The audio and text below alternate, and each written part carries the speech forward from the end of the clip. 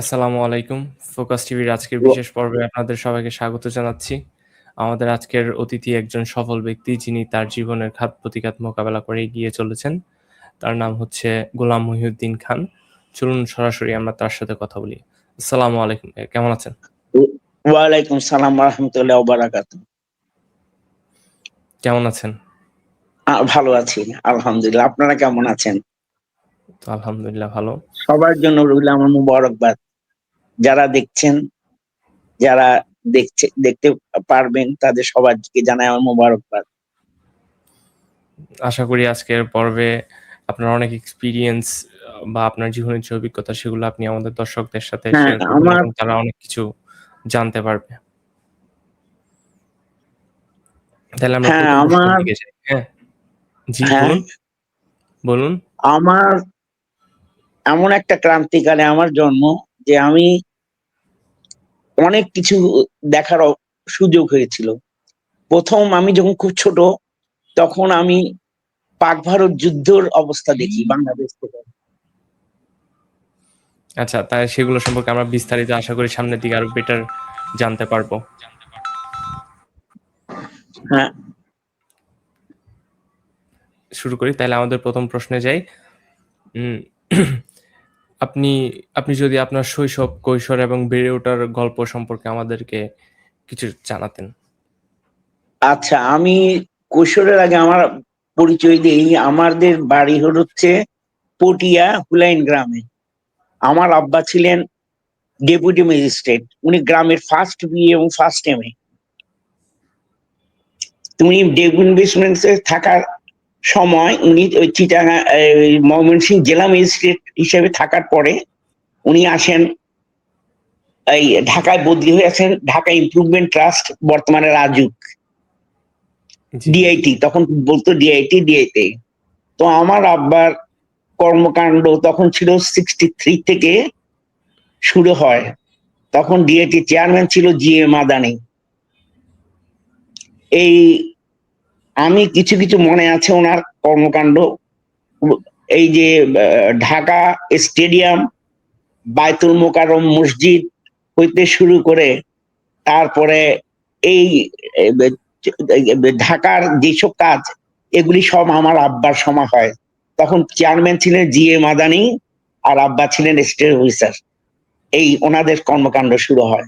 আর আমি ভর্তি হই ময়মনসিংহ মৃত্যুঞ্জয় হাই স্কুল থেকে এসে ক্লাস 3 তে আমি ভর্তি হই ইয়েতে, ওইটার নাম কি, মতিঝিল ফ্রি প্রাইমারি স্কুলে। সেখান আচ্ছা, থেকে আমি আব্বা চলে আসেন আবার এই ওইটার নামে সার্কুলার রোডে। তখন আমি সিদ্ধেশ্বর স্কুলে ভর্তি হই ক্লাস 5-এ। 5-6 ওইখানে করার পরে 7-এ চলে আসি আমি। ওই আমাদের আব্বা সরকার থেকে মানে ডিআইটি থেকে একটা প্লট পায়।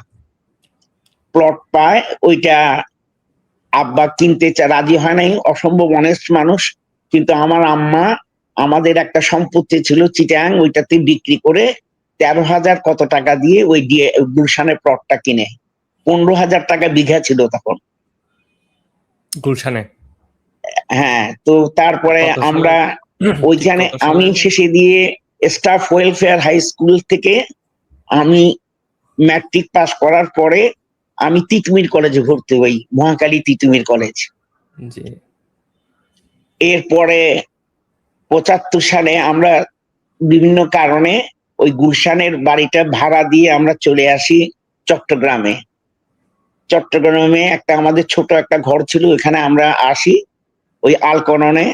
ওইখানে থেকে আমার কঠিন সময় শুরু হয়। কারণ আমার আব্বা হঠাৎ করে প্রায় 59 বছর বয়সেই ইন্তেকাল করেন। আব্বা ইন্তেকাল করার পর আমি একটু আমার পড়াশোনা আমার ঢাকার থেকে চিটাং আসা, চিটাং এর পরে আমি চিটাং কলেজে ভর্তি হই।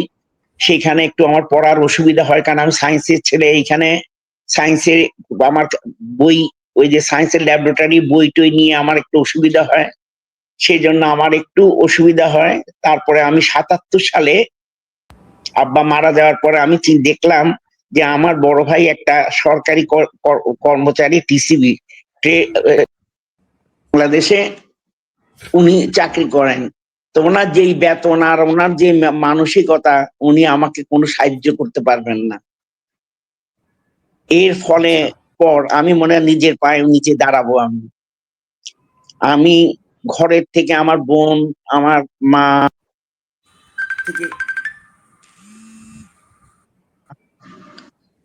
মার থেকে আমি টাকা পয়সা নিলাম মোট 40,000 টাকা। এই 40,000 টাকা দিয়ে আমি প্যাকেজিং ফ্যাক্টরি শুরু করলাম ২ টা মেশিন কিনে। হাতে বানাতাম প্যাকেট, মিষ্টির প্যাকেট তখন। আপনাদের মিষ্টির প্যাকেট। সেই মিষ্টির প্যাকেট ওই মিষ্টির দোকানে টোকানে দিতাম।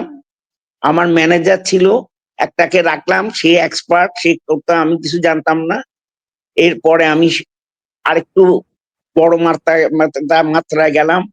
ওই আপনার নোয়াখালী মাইজদিতে আল আমিন ব্রেড অ্যান্ড বিস্কুট ফ্যাক্টরিতে আমি কার্টুন সাপ্লাই করতে শুরু করি। সেখানে আমার আরেক দুর্ঘটনা ঘটে। আমি একজনকে ওয়ার্কিং পার্টনার যে নিয়েছিলাম, সে আমার প্রায় 40,000 টাকা মেরে দেয় ওই অবস্থায়। যেখানে আমার কুমি ছিল 40,000 টাকাতে একটু বেড়ে হয়তো 50-60,000 টাকা ছিল, 40,000 টাকা মেরে দেয়। ওকে আমি কিছু করি না, আমি বের করে দিই খালি। তারপর আমার সংগ্রাম জীবন শুরু হয়। আস্তে আস্তে ওই গুলশানে বাড়িটা আমার বড় ভাইয়ের কারণে বিক্রি করতে হয় মাত্র 22 লাখ টাকায়। সেইখান থেকে আমাকে অনেক কষ্ট করে 4 লাখ টাকা পাই। তারপরে আমি প্রেসের মেশিন কিনি, তারপরে কাটিং মেশিন, প্রেসের মেশিন, ট্রেডেল মেশিন, এইসব মেশিন নিয়ে আমি প্রেস প্যাকেজিং ফ্যাক্টরি শুরু করি। এইটা করার পর তারপর আমি আস্তে আস্তে বিভিন্ন সংস্থায়, এই আপনার শিপিং কর্পোরেশন যতগুলি আছে, এখান থেকে সেই নিরসরাই হইতে চলে গেলে সবখানে আমি দৌড়াদৌড়ি করি নিজেই। আমার ম্যানেজার একটাকে রাখছি, এরা মিলে আমরা দুইজনই সারাক্ষণ দৌড়াদৌড়ি করে কাজটা জোগাড় করে আমি একটা একটা পর্যায়ে এসে আমি একটু নিজের পায়ে দাঁড়াতে শুরু করি। তখন আমার মনে হয়, যেহেতু আমার পরিবারটা একটা শিক্ষিত, আমার আব্বা একটা MA পাস, আমার বোনও একজন কলেজের প্রিন্সিপাল হিসেবে রিটায়ার করছেন, তখন উনি কলেজে প্রফেসর ছিলেন। তো আমি সেখানে ইন্টারমিডিয়েট পাস বা ডিগ্রি পাস হইতে আমার চলবে না। আমি আবার পড়াশোনা শুরু করি। পড়াশোনা শুরু করে চিটাগাং ইউনিভার্সিটিতে ভর্তি হই। ভর্তি হয়ে আমি আবার MA, অনার্স না, MA তে ভর্তি হই। MA পাস করি। তো MA তে আমি যখন ভর্তি হই, যেহেতু আমি সায়েন্সের দিকে 3টা সাবজেক্টে আমি চান্স পেয়ে যাই। একটা বাংলা, একটা ইসলামিক হিস্ট্রি, একটা সোশ্যালজি। শেষে সবাই বললো যে তুমি যেহেতু ব্যবসা করবে, ব্যবসা করে পড়াশোনা করতে, তোমার ইসলাম হিস্ট্রিতেই নাও। তখন আমাদের চেয়ারম্যান ছিলেন ওই বর্তমানে পরবর্তীকালে যে ভিসি হয়েছিলেন উনি। তারপরে তখন মঈনুদ্দিন আহমদ খান, খুব ভালো ভালো আমরা টিচার গুলি পেয়েছি। সেইখান থেকে আমি আস্তে আস্তে MA পাসও করলাম। MA পাস করতে করতে আমার খেয়াল হলো যে আমি এই লটা দিব। সেখান থেকে ল পরীক্ষা পাস করলাম। ল পাস করার পরে আমি আবার অ্যাডভোকেটশিপও পাস করলাম। অ্যাডভোকেট দিয়ে রিটেনে পাস করার পরে আবার ঢাকায় গিয়ে ইয়েতে বললাম। সে করার পরে তারপরে আমি পুরো পরিপূর্ণ ব্যবসার মধ্যেই আমি থাকলাম। এরপরে আমি কি করলাম, 29 বছর বয়সে আমি মেহেদিবাগে একটা বাড়ি করি।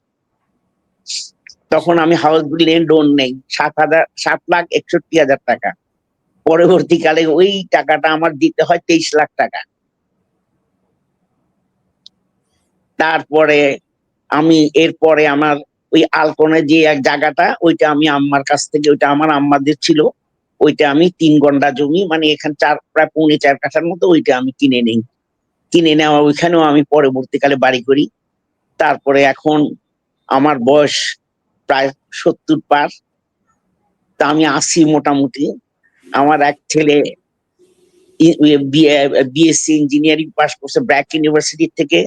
আর আমার মেয়ে থাকে নেদারল্যান্ডে, ও এখানে এশিয়ান ওমেন ইউনিভার্সিটি থেকে এখানে গ্রাজুয়েশন করার পরে মাস্টার্স করতে নেদারল্যান্ড গেছে, ওই আমস্টারডাম ইউনিভার্সিটি থেকে সে মাস্টার্স করছে, এখন ওইখানে একটা জব করে। আর মাশাআল্লাহ। আমি তাহলে মেহেদিবাগে, হ্যাঁ, আমি ওই পিছনে একটু জায়গা ছিল ওইটাতে আমি আরেকটা বাড়ি করি। মাশাআল্লাহ। তো যেখানে এখন শুরুর আমি দিকে আমরা মোটামুটি জানলাম এস্টাবলিশ শুরু বুঝলাম। আমরা এবং যেখানে শুরুর আমার দিকে জানলাম আমার সব, হ্যাঁ, আমার আরেকটা শান্তি যে আল্লাহর রহমতে আমি কোনোদিন কোনো অন্যায় পথে যাইনি। আমি, আল্লাহ আমাকে ৩ বার হজও করাইছে। আমার আরেকটা জিনিস, আমার কাছ থেকে কেউ একটা পয়সা পাবে না। আমি মাশাআল্লাহ। অনেকের কাছ থেকে পাবো, কিন্তু আমার কাছ থেকে কেউ পাবে বলতে পারবে না। এইটাই আমার সান্ত্বনা যে আমি অন্তত মারা যাওয়ার পরে আমার ছেলে মেয়েদের কেউ ধরবে না যে তোমার বাবা ১০ টাকা আমার কাছে আমি পাই। এইটা হলো আমার সংক্ষিপ্ত আরকি। এর মধ্যে অনেক চড়াই উতরাই, অনেক বিপদ আমার সঙ্গে লেগেছিল। বুঝলাম। অবশ্যই এই শুরুর দিকে যেখানে আমরা দেখলাম হচ্ছে যে আপনার যেখানে পড়াশোনা করতে আসলে কষ্ট হয়ে যাচ্ছিল সেখানে আপনি শেষে হ্যাঁ, এসে আমার বিএসসি ইসলামিক স্টাডিজে আপনি এমএ শেষ করলেন। এরপর হচ্ছে এলএলবি করলেন। That's a very inspiring story we can say. Um তারপরে তারপরেও আমার আবার আমার পড়াশোনাটাকে আরেকটু কষ্টকর। কেমন?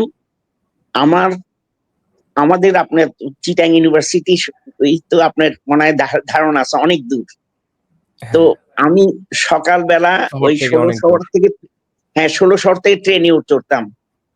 সঙ্গে থাকতো ব্যাগ, ব্যাগের মধ্যে বই। আবার ওইখান থেকে ওই আমাদের তখন আমি শাহজালালের এন্ট্যাঙ্গেল ছিলাম, তো আমি শাহজালালে ৳৪ ১২ আনা দিয়ে ৳৫.৫ আমাদের তখন মিল ছিল। ওইটা খেয়ে নিতাম। কারণ আস্তে, আস্তে ৪টা যদি দেরি হয় আমার অসুবিধা হবে। তো আমি নামতাম নিউ মার্কের কাছে বটতলিতে। এই সেইখান থেকে নেমে রাত্রে আপনার পর্যন্ত আমি প্রেস করতাম। আবার এমন অনেক দিন গেছে যে যেমন ধরেন আপনার ভোট হইছে, ভোট। আমাদের ইলেকশন, জি। ইলেকশনের পোস্টার গুলি ছাপাইতে হবে। এই কারণে আমার সারারাত জেগে থাকতে হতো। কর্মচারী সবগুলি নিয়ে আমি না যদি না থাকি ওরাও ঘুমাবে। তো ঐরকম আমার এরকম কষ্ট করে, তখন তো আবার এমন ১ম অবস্থায় ছিল কম্পিউটার ছিল না। তখন অক্ষর বেছে বেছে টাইপ করতে হতো পোস্টার গুলি। কাঠের অক্ষর ছিল। তো এগুলি অনেক সময় পাওয়া যেত না, অনেক কিছু। তারপরে সেই থেকে আমার পরে আমি আর ওইটা কন্টিনিউ করতে পারিনি প্রেসটা।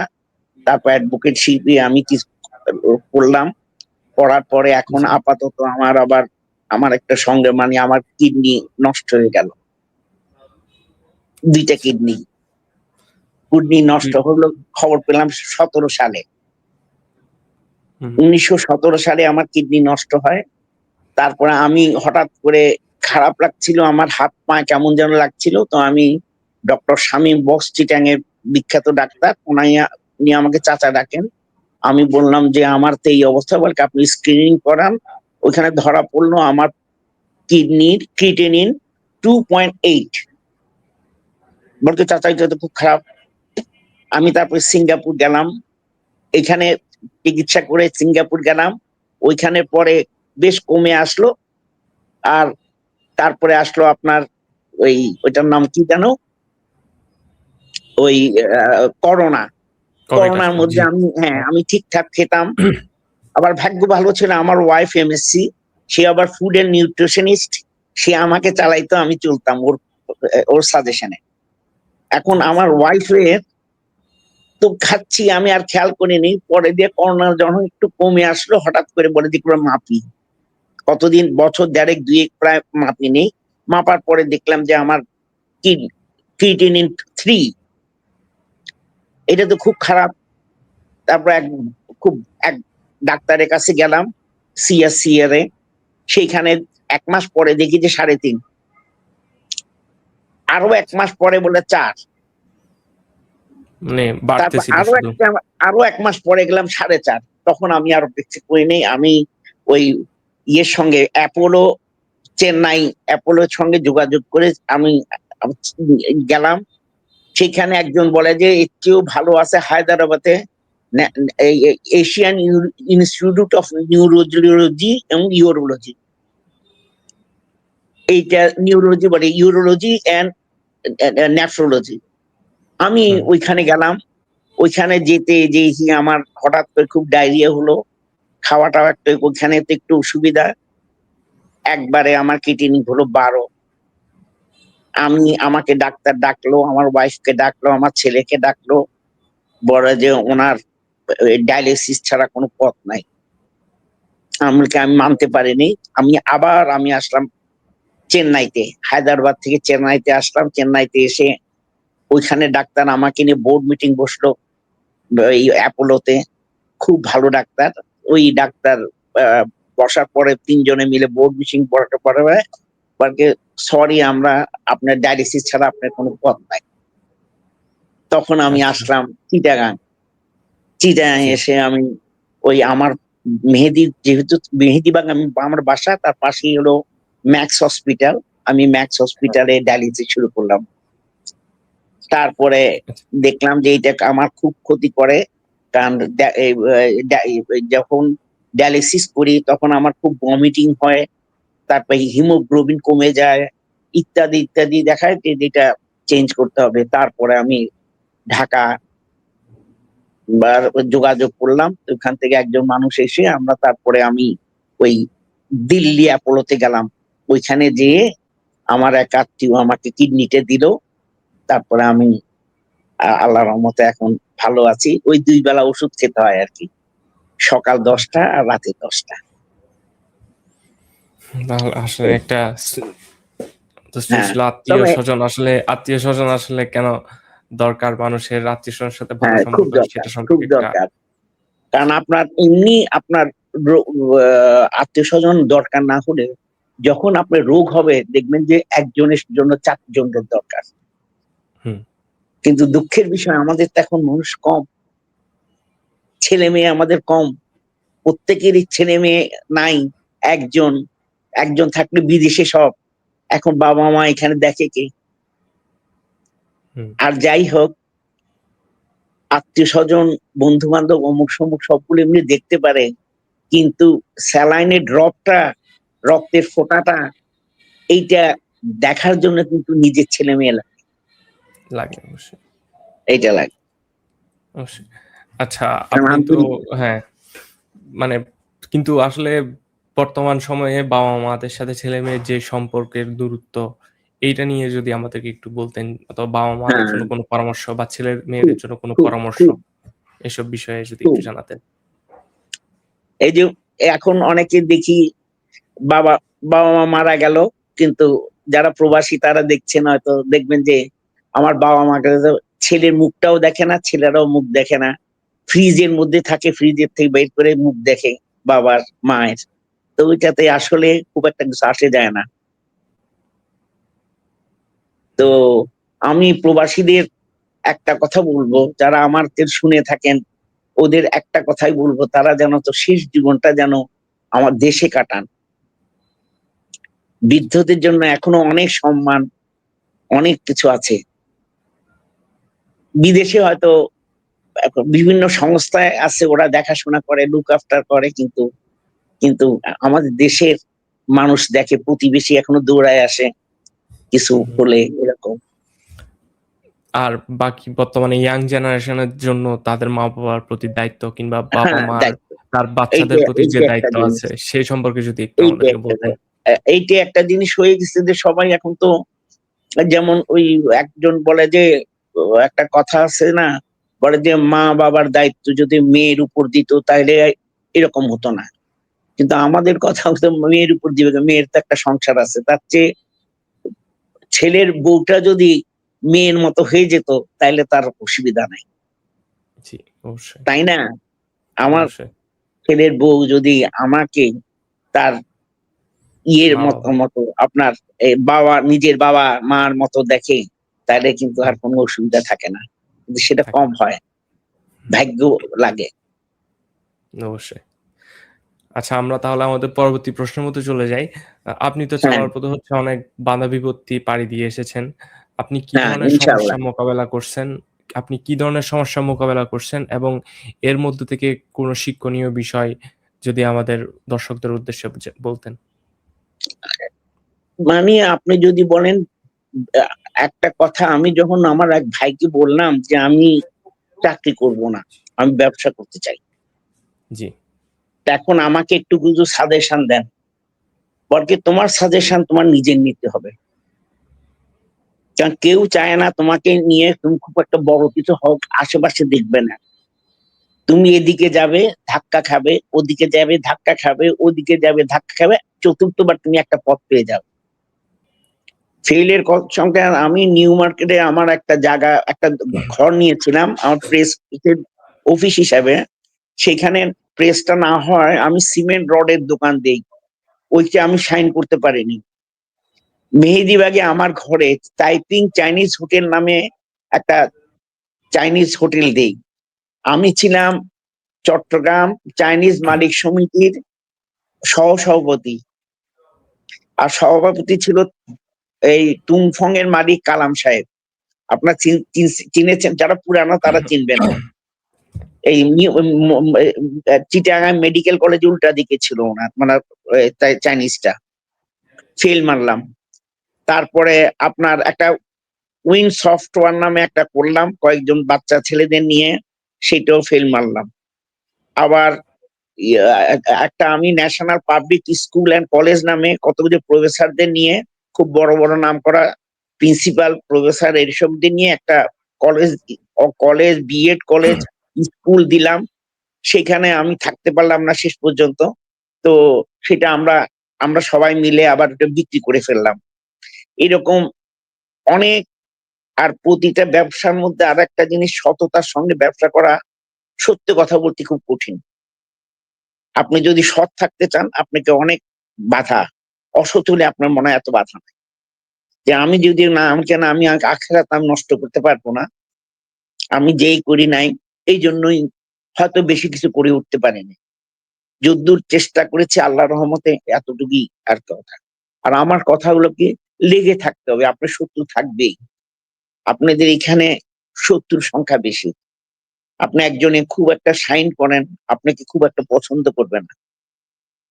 ও বড় হলো কেন, অনেকের অসুখ আছে, হয়ে যায়। সুতরাং আমার একটা কথা, এসবের দিকে কোনো দিকে কান না দিয়ে সে একাগ্র মনে এবং আল্লাহর উপর বিশ্বাস থেকে একটা জিনিস থাকতে হবে, কখনো মিথ্যা কথা বলতে পারবেন না। যদ্দূর পারেন। অনেকে আছে ব্যবসা করে মিথ্যা কথা বলে, না আমার তো প্রেসের কাজ, আরে সব তো ভাই বোর্ডে চলে যায়, কালি কলমে চলে যায়। আমি বলছি না, আমি এরকম বলিনি। আমি বললাম যে, দেখেন আমার এইরকম খরচ আছে, আমি খুব ভালোভাবে আপনার কাজটা করব। আপনি যদি আমাকে দেন আমি খুশি হব। আমি এমন করেই আমি চলেছি। তারপরে আবার ওই প্রেসটাও কিন্তু আমার, যেটা আমার উন্নতির মূল কারণ, সেই প্রেসটাও আমি শেষ বন্ধ করে দেই। কারণ তখন খুব ঝামেলা হচ্ছিল। কারণ এখন তখন কম্পিউটার চলে আসায় আমাদের যে রেলওয়ের মূল আমার আমার ক্রেতা ছিল হলো বাংলাদেশ রেলওয়ে। এই রেলওয়ে ওদের ১ টা সিট, ২ টা সিট, ১০ টা সিট এরকম ছাপাতাম। এইগুলি খুব কস্টলি। বিরাট, বিরাট সিট। আর একেকটা বই যাবে ১,০০,০০০, ১,৫০,০০০ বই। তো বিভিন্ন সমস্ত ডিস্ট্রিবিউট হবে সারা বাংলাদেশ। ওগুলি ওরা ওইখান থেকে, আমি আর টিকতে পারলাম না। ওরা সবাই পার্সেন্টেজ এত বেশি চায়, চাহিদা এত বাড়ালে আমি বলি কি, আমি তো, আমার দ্বারা সম্ভব না। আমি ওইখান থেকে চলে আসলাম। আস্তে, আস্তে আমি প্রেসটাও বন্ধ করে দিলাম। তো এখন ঘর ভাড়া-টাড়া পাই, আর কোর্টে যাই। আর এখন অপারেশনের পরে ২২ সালের ২রা এপ্রিল আমার অপারেশন হয়। এরপরে আমি আর এখন ঘরে বসে আছি, ভাড়া পাই, চলি কোনমতে, আল্লাহ আমাকে চালায়। এই। আচ্ছা। আচ্ছা, আপনি তো হচ্ছে চট্টগ্রামে থাকেন। সেখানকার জীবন, সংস্কৃতি এবং মানুষের দৈনন্দিন জীবন নিয়ে যদি হ্যাঁ? আমাদেরকে কিছু বলতেন। আপনি তো হচ্ছে চট্টগ্রাম থাকেন। তো চট্টগ্রামের মানুষের জীবনযাত্রা, সংস্কৃতি এবং মানুষের দৈনন্দিন জীবন নিয়ে যদি আমাদেরকে কিছু বলতেন। খুব, এরা হলো মানে খুব আন্তরিক। চট্টগ্রাম আপনার গেস্ট গেলে চট্টগ্রামের একটা ঐতিহ্য আছে যে এরা অতিথি পরায়ণ, এটাতে আপনার নাই। আমাদের চিটাগাঙে ঢাকা আমেরিকার থেকে বিভিন্ন জায়গাতে বন্ধুরা গেলে আমরা ওদের জন্য আপ্রাণ চেষ্টা করি। তারপরে এমনি বন্ধুরা সবকিছু করে। কিন্তু বর্তমানে একটু শুনছি যে চাঁদাবাজ একটু বেড়েছে, তো হবেই, একটা বর্তমানে খুব ক্রাইসিসের মধ্যে যাচ্ছে। একটা পট পরিবর্তনের মধ্যে গেলে কিছু আমার মেনে নিতেই হবে। সবকিছু আপনি 100% ভালো পাবো না। সেজন্য আমি এটাকে পজিটিভলি নেই। বর্তমান দেশে অনেকে বলে যে দেশের অবস্থা ভালো না, এই না, এই না, চাঁদাবাজি হচ্ছে, এই হচ্ছে, ওইখানে হচ্ছে, এইটুক কারণে না, এরকম হবেই।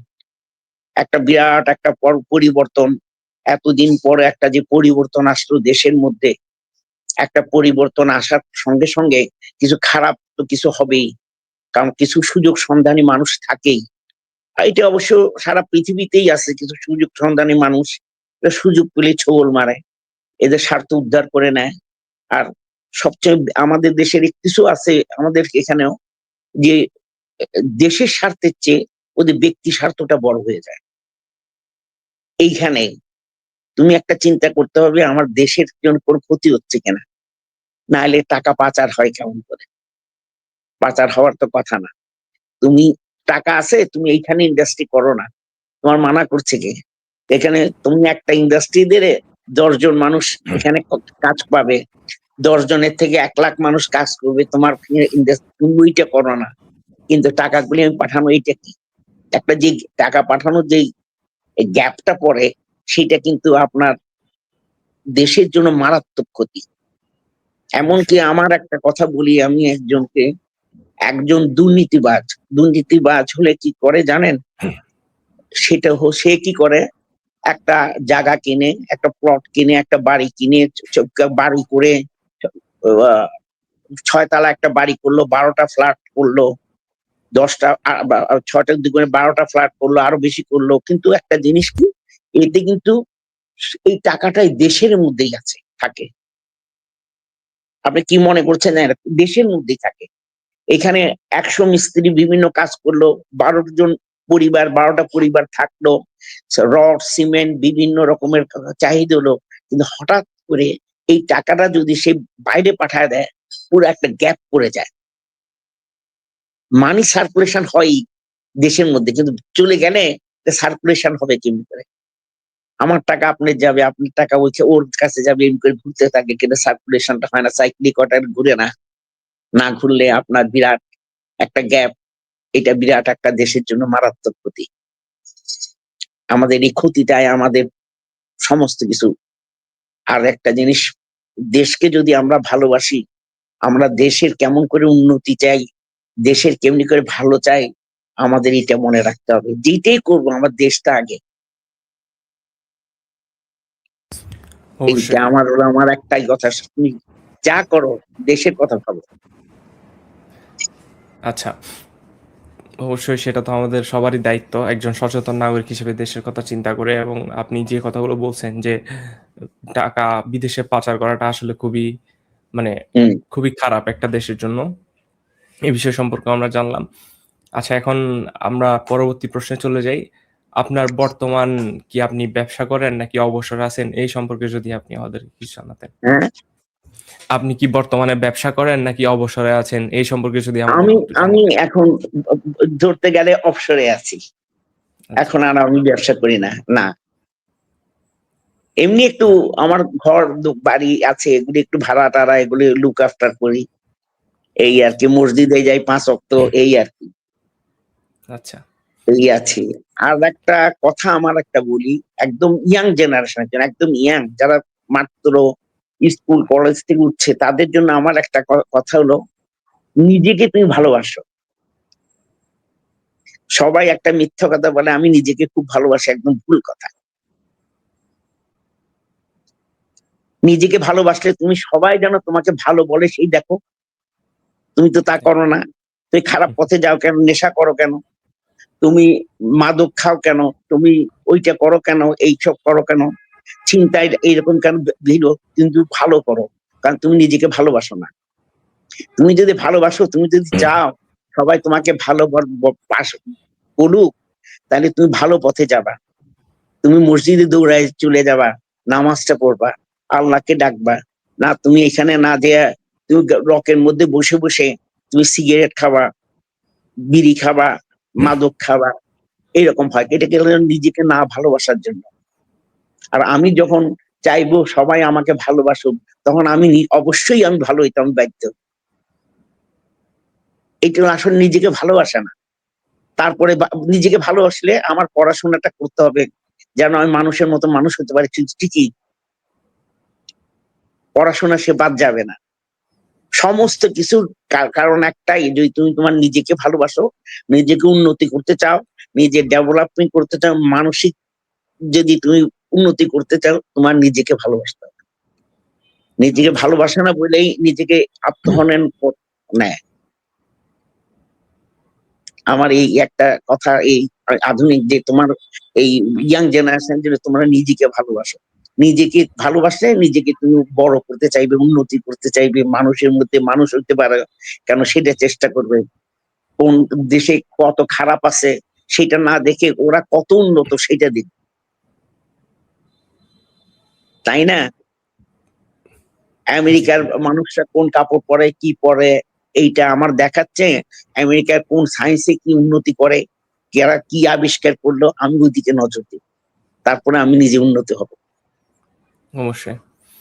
এটা আমাদের আসলে খুবই সংস্কৃতিটা হলো কি, ওই বিদেশের সমস্ত কাপড় চোপড়, গান বাজনা, নাচ, সমস্ত কিছু চলে আসছে। কিন্তু আসল মেইন যে ওদের যে একটা ভালো জিনিস আছে, যে শিক্ষা দীক্ষা, ওরা তো সৎ। আপনি ওরা কে কি কাপড় পরলো সেটা বড় কথা না, কিন্তু ওরা সৎ, 100% সৎ। আমাদের মধ্যে খাদ্যে এত ভেজাল দেয় না। আমার মনে হয় আমাদের দেশের মতো খাবারে এত ভেজাল মনে হয় কোথাও দেয় না। কেন না। তোমার ছেলে মেয়েরা খাবে না এই যে ভেজাল খাবার? তোমার আত্মীয় স্বজনরা খাবে না? তুমি একটু চিন্তা করো না করার জন্য? টাকাটাকে তুমি কোনদিন তো টাকাটা খেয়ে নিয়ে কি করবা? তুমি তো চলে যাবে হাসপাতালের রোগী হয়ে, লাশ কয়দিন পরে লাশ হয়ে যাবে। এই জিনিসটা সেন্সটা খুব কম। আসলে এই জিনিসগুলো হচ্ছে খুব দরকার। আশা করি আমাদের ভবিষ্যৎ প্রজন্ম আপনার এই কথা সম্পর্কে জানতে পারবে আমাদের ফোকাস টিভি এর মাধ্যমে, এবং তারা এই বিষয়ে অবশ্যই চিন্তা ভাবনা করেই তাদের জীবনের ডিসিশনগুলো নিবে। এবং আপনার কাছে আমাদের শেষ প্রশ্ন হচ্ছে, আমাদের ফোকাস টিভি সম্পর্কে যদি আপনি কিছু বলতেন, বা এর উন্নতির জন্য আপনার যদি কোনো পরামর্শ পান।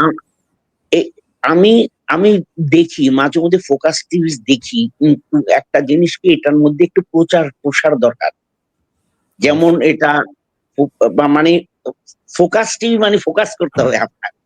এটা এই ইউনিভার্সিটি একটা গ্রুপ, তারপরে এই কলেজ একটা গ্রুপ, বিভিন্ন অর্গানাইজেশন গ্রুপে গ্রুপে এদের ছড়ায় দিলে, তারপরে এইদের মানুষের যে উন্নতি করে, মানুষের যে বক্তব্য, কে কি কিছু আবিষ্কার করলো, আমার মনে হয় এটা এখন অনেক কিছু ছেলেরা আবিষ্কার করতেছে। একটা 7-এর ছেলে প্লেন আবিষ্কার করছে, প্লেনটা উঠলো বাংলাদেশে। এইসব কিছু যদি ফোকাস করা হয় এদের জন্য, তাহলে দেখা যাবে কি, ইনশাল্লাহ দেখা যাবে কি, ফোকাস টিভিতে এইটা দেখা যায়, এইটা দেখা যায়, এইটার মানুষ আগ্রহ বাড়বে। আমি চাই যে এইরকম বিভিন্ন রকমের মানুষের ওই মানে যেটা ওই গুণীর মূল্যায়ন করা হোক, যারা গুণী, যারা কিছু আবিষ্কার করে, যাদের কিছু, এটা যেন ফোকাস করা হয়। এইটাই আমার কামনা, যার জন্য সবাই এটা বুঝতে পারে। কারণ আমি আবার ছোটকালে একটু বিজ্ঞান মনস্ক, বিয়েও করছে। আমার ওয়াইফ হলো ডক্টর আব্দুল্লাহ মতি শরফুদ্দিন, বিজ্ঞানী ছিলেন, ওনার ভাগ্নিকে। তো এরকম, তো সুতরাং আমি চাই যে আপনারা এই বিভিন্ন কোনো কিছু আবিষ্কার, কোনো কিছু উন্নয়ন, কোনো কিছু একটা কাজ হচ্ছে এইখানে, এইটা যেন ফোকাস করা হয়। দেশের অনেকে অনেক ভালো কাজ করতেছে, এইগুলি যেন বেশি করে বাংলাদেশে ফোকাস করা হয়। অবশ্যই, ইনশাল্লাহ। আপনাকে অনেক অনেক ধন্যবাদ আপনার মূল্যবান সময় আপনাকে অনেক আপনার ধন্যবাদ, মূল্যবান সময় অনেক দেওয়ার কষ্ট জন্য, করলেন এবং আমার জন্য। আপনার আর যে সবাইকে মোবারকবাদ, যারা যারা দেখছেন তাদেরকে আমি সালাম জানাই। এবং আমি একটু অসুস্থ মানুষ, আমি দোয়া চাই, আপনার দোয়া করবেন। অবশ্যই দোয়া, এবং আপনাকে অনেক অনেক ধন্যবাদ আপনার যে অভিজ্ঞতা সেগুলো শেয়ার করার জন্য। আশা করি এই অভিজ্ঞতাগুলো আমাদের দর্শকদের অনুপ্রাণিত করবে। আপনাকে অনেক আসসালাম। দর্শক আমাদের ওয়ালাইকুম আসসালাম ওয়া রাহমাতুল্লাহি ওয়া বারাকাতুহু। দর্শক আমাদের অনুষ্ঠানটি দেখার জন্য আমাদের অ্যাপ ডাউনলোড করুন। পাশাপাশি আমাদের YouTube ও Facebook চ্যানেল সাবস্ক্রাইব করে আমাদের সাথেই থাকুন। আগামী পর্বে ইনশাআল্লাহ দেখা হবে অন্য কোনো নতুন অতিথির সাথে। সে পর্যন্ত ভালো থাকবেন। আল্লাহ হাফেজ। আল্লাহ হাফেজ।